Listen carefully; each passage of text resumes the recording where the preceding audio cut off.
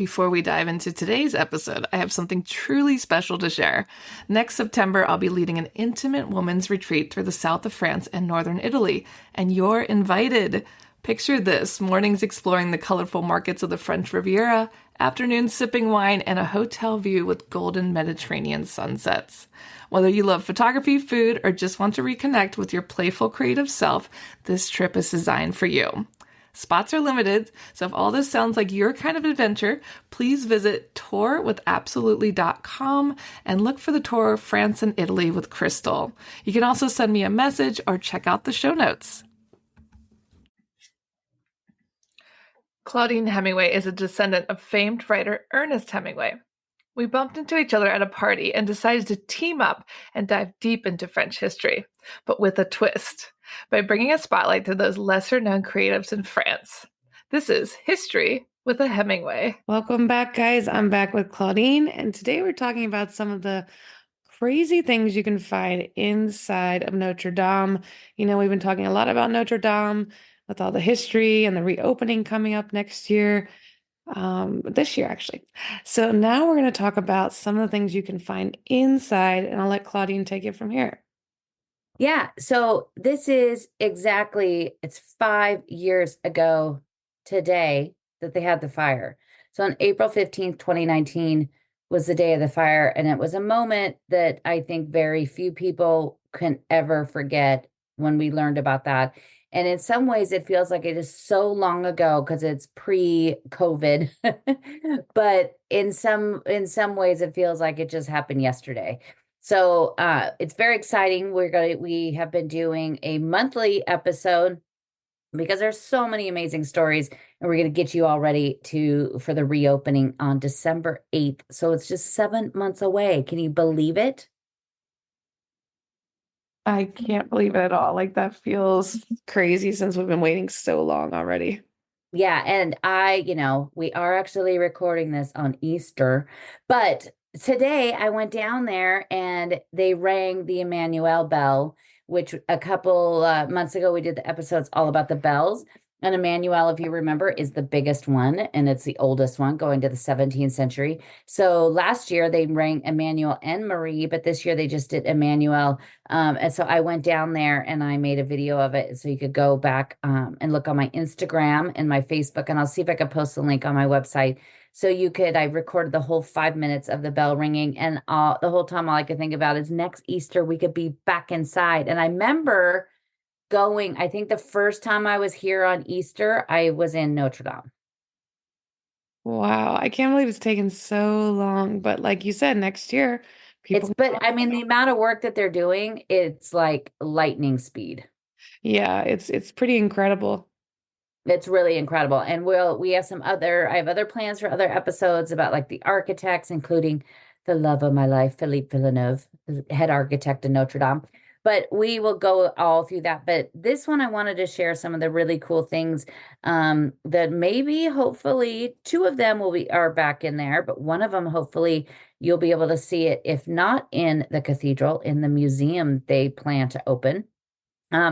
But the night of the fire, the statues, paintings, and all the important relics were saved, as well as another treasure that few people even knew existed. I didn't even know that this was a thing or was even in the cathedral until afterwards. But rolled up and pushed away in a very large box under some benches was a carpet so grand that it lay in the choir to baptize a prince. It was over 80 feet long and rolled away. It was drowned in tons and tons of water. When Hervé Lemoine, director of the Mobilier National, had a chance to see this carpet, he was worried it was damaged beyond repair. So it was unrolled, dried, frozen, and deprived of oxygen to kill any insects that might have been in there. But once they unrolled it, they were very pleased to see that the carpet was in such great shape, except for a few dark spots. It's named the drap d'or, the cloth of gold, and the carpet dates back to 1825, when King Charles X had it commissioned to be placed in the church when he was in attendance for Mass. So it was created from the drawing of Jacques-Louis de la Saintonge. The carpet went through a few changes before it was ever finished. The manufacturer Royal de Savonnier was tasked with the job of weaving the cement carpet. On September 15th, 1825, at a former soap factory near the Trocadero that was large enough to hold the loom, the weaving began. Saint-Ange's design included a large white cross with the French coat of arms in the center and the monogram of Charles X, the fleur-de-lis and a necklace of the Order of Saint Michel and the Holy Spirit encircle the coat of arms. Golden vines with grapes and colorful leaves wind around the cornucopias and a neoclassical reliquary on the lower portion. Around a large candlestick are a mitre and other attributes of the church that are also around the symbols of the four evangelists. So at the top, you have the eagle of Saint Jean, the angel of Saint Matthew, the lion of Saint Mark, and the ox of Saint Luke. And I was lucky enough to get to see this carpet a few years ago. I've seen it twice now, and it was just completely jaw-dropping. It was amazing. I can't imagine it being in the church because too many people would just walk on it and destroy it. But the three glorious days that marked the revolution that ousted Charles X, that was also captured by Maman Delacroix, put a halt to the project and the design of the carpet. Under Louis Philippe, the Bourbon symbols were removed and the fleur-de-lis and the necklace, as well as any markings of the former king. It was finally completed in 1833 and was placed in the Galerie des Palais of the Louvre for everybody to see. On May 2nd, 1841, it was used for the first event of Notre Dame, the baptism of the grandson of Louis Philippe, Philippe d'Orléans. So under Napoleon III, it was used for the baptism of his son. This is the Prince Louis Napoleon, on June 14th, 1856. Following the end of the Second Empire, the carpet was used once more for a visit of Tsar Nicholas II until it was rolled away for over 80 years. We did not see it again until a papal visit of John Paul II was a great reason to bring the colorful carpet out once more on May 30th, 1980. But it was mostly forgotten and rolled away. It would return in 2017 for a 10-day exhibit open to the public just after Christmas on January 4th. But following the fire and the months of treatment to rid of the insects, it was a real treat to see it in person at the 2019 Journée de Patrimoine at the Mobilier National. The colors are stunning and vibrant, and all of the emotion and tears came to the surface as soon as I saw it. And they had it like in this big room, and then there was this, you walked up like 10 steps and stood on a riser so you could look down and see it. Because if you're on ground level, it's hard to see because it is so long. But it was in amazing shape, and this was before they even started the restoration. That's so wild that you got to see that. Yeah, it was amazing. So on July 7th, 2022, the restoration of the carpet began by a highly skilled group of masters trained in historic repair in a large room with looms with massive windows that they actually call the fish tank. The natural light streams in, and they work for endless hours on every detail of the treasured carpet.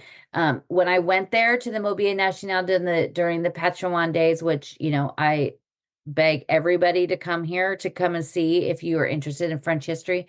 It was so amazing because this is a place they still restore carpets and tapestries and chandeliers and furniture, everything that they use for the presidential buildings and houses and historic places. And they have one room that's just nothing but yarn, and it's like every color of yarn you've ever seen, but yarn going back like 400 years. Whoa, that's wild. Yeah, it's really cool. And you watch these men and women that are restoring these things and taking the time to pull in each individual little tiny thread. It's still just the most fascinating thing I've ever seen. But the carpet itself weighs over 1,000 pounds, and a dozen men need to lift it and shift it just to get just for a few inches. So as they're working on it, then after they get through an inch of it, then all of these men have to come just so that they could pick it up and shift it a little bit more. That's so cool. It's really cool. The only part of it that was really in a bad shape was at the very bottom of it. The canvas at the bottom was glued with fish skin adhesive in the 19th century, and it hardened it, making it almost impossible to get a needle through. So they had to replace the edging and the dark spots, and hopefully it'll return to the Notre Dame or the museum. That on the anniversary a few months ago, they did the anniversary of what it was like exactly a year until its reopening. President Macron was there and they did a ceremony, and he announced that that day that they would be doing a museum, which is something they actually talked about long before the fire, and that they're going to do it in the Hotel Dieu, which is right next to Notre Dame across from the Parve. But so hopefully, because they've talked about that long before the fire, maybe it won't take forever to get it open. But most likely that's where the carpet will go. It probably won't go back into the cathedral because they don't want people walking all over it Yeah, I imagine every after day. all that, they don't want people touching it. Yeah, and you know that they actually they made a bunch of carpets that were there was going to be 90 carpets down the Grand Gallery of the Louvre. And they only made about six of them before Louis XIV decided to leave and go to Versailles. And so they were never finished, but you could see some of those carpets in the Louvre now in the Sully wing on the first floor. But I can't even imagine if the Louvre had carpets like that, they would just, after 30,000 people a day, and the Grand Gallery, right off where Mona Lisa is, where every one of those 30,000 people a day walk, that thing would be just like threadbare. Yeah, that would be insane. It would not be good. But another amazing thing is, and we still can't really see this because it's on the very front of it and we cannot get close enough to the doors. But the doors of Notre Dame are pretty amazing. I mean, besides, and I'll do another one just about the sculptures and what the doors mean. But there's the old saying about the devil is in the details. And I think maybe this is where it comes from. But there's a legend that comes with the doors of Notre Dame. In the 13th century, a young locksmith named Biscornet, we don't know his first name, said he had a faster and less expensive way of forging iron. So, with his very lofty promises, he was given the task to create the hinges and the decoration, and locks are the great doors of the front of Notre Dame. So, all three of those doors. Overwhelmed by this promise and toiling away for months, he finally asked for help. When his helper arrived a few days later, they found Biscornet asleep in his workshop in front of the doors. The three sets of doors were finished. And as you can see today, and I'll put a picture up, they are absolutely amazing. So the legend is that he sold his soul to the devil to complete this monumental task and died shortly thereafter. So, with the doors in place at the inauguration of the church, nobody could open them until a priest sprinkled the locks with holy water and it released and opened up. What? Yeah. That's a So lot. that's a lot. But you can see some of those original pieces in the Musée National de Moyen Âge, which is what most people call the Cluny Museum. You could find pieces of the original 13th century ironwork by Biscornet. Most of the ironwork seen on the doors today is back to the 19th century reconstruction by Viollet-le-Duc. So what's on the church today, it's the same design, still looks the same, but it's not the exact same iron. But you can see those in the Cluny, and we're going to do another episode about some of the other amazing things and the statues you could find in there. But the last thing, another really amazing thing, and it's a very lasting image, that the day after the fire, when they put the first pictures out from the door of Notre Dame looking in, you just saw, right there in the transept in the middle, just the piles of charred wood. But in the back, you saw the Golden Cross and the three statues. So the Pietà and the two statues on either side. And that's what I'm going to tell you about. So at the high altar, it's closed off for visitors, but this is where Nicolas Cousteau's Descent from the Cross is, the Pietà. It's a popular subject in art going back quite a long time, and it's something you could see in the Louvre and many churches. But yes, of course, the one in Notre Dame to Paris is also linked to two kings. So on February 10th, 1638, Louis XIII's wife, Anne of Austria, was finally with child after 23 years of marriage. She had had 2 to 4 miscarriages. We're not really positive. And he vowed to Virgin Mary that he would give his kingdom to the Virgin for his unborn child. So he wanted a lavish statue created for the high altar of Notre Dame. However, these things take time. and Louis XIII died in 1643 and would never see it even started. His son Louis XIV took on the project in 1699, 61 years after the vow it was constructed and the statue finally began. So flanking either side of the Pietà is Louis XIII and Louis XIV. On the right, as you're looking at it, you see Louis XIII. He's on his knee, offering the Virgin his scepter and the crown. And on the left is Louis XIV. He was kneeling and he's basically completing the vow. These were all done by the Cousteau family, Guillaume and Nicolas, and then his uncle Antoine Cosimo. They are surrounded by angels holding instruments of the Passion, and it was finally finished under Louis XV in 1723. So it took 3 kings for this to finally get done. Yeah, wow. Where do you find all this information? There's so much going on. Well, this is why I was kind of became obsessed with. I mean, you know me. After 200 episodes, I'm obsessed with about 4,000 things. But normally, this area of the church is closed off and it's only used for worshipers. So it's a place that people could go in the back and pray. And so when I go into churches, and especially if I'm doing research and I want to see things, I always try to be very respectful. I don't like to take pictures where people are praying or, because that's their own personal, private time. So I would go into Notre Dame and I'd always kind of peek in the door and there would be nobody in there and I would try to slide in there into this back part just to see the statues. And you could kind of see them through like the gate. But then somebody would come along and yell at me and tell me I can't go in there. So many times I went on my trips, I stayed not very far from there, like a 10-minute walk. And so they would open every day at 7:30 and I would get there every day at 7:30 in the morning as the doors open, because then I could just be in there like literally by myself with the few people that were cleaning it. And it was just amazing. So I had the whole place to myself, and all the time I would try to go in there and somebody would always tell me, or I would just be too nervous to go in there. I didn't want to get in trouble. So one morning I got a little bit closer and this sweetest man that was always there in the morning cleaning saw me, and I kind of poked my head in, and then I walked away and he comes over and he's like, Madame. And he just, with his finger, he's like, come here. And he took me in there. And then he said, he's like, 5 minutes. So he's like, 5 minutes. And so I went in there. Nobody else was there. Nobody else was in the church. And I went back there and I got to stand in there and I took all the pictures that I wanted. And it was amazing. But he had said to me that he watched me every morning coming in there, taking my time and making notes, that he said nobody ever does that. And so he said that if anybody deserved to go in there to see it, it was me. And it was still to this day a moment I will never forget. That's so sweet that he noticed you. Yeah, it was very sweet. And so it was, now every time I see it, so it was a very famous picture that came out the next day. And you see it, you see the Pietà, you see the gold cross, and then you see Louis the 13th and 14th on either side. And it's very symbolic of here the church was, almost destroyed. And here this is coming, basically out of the burnt embers of it.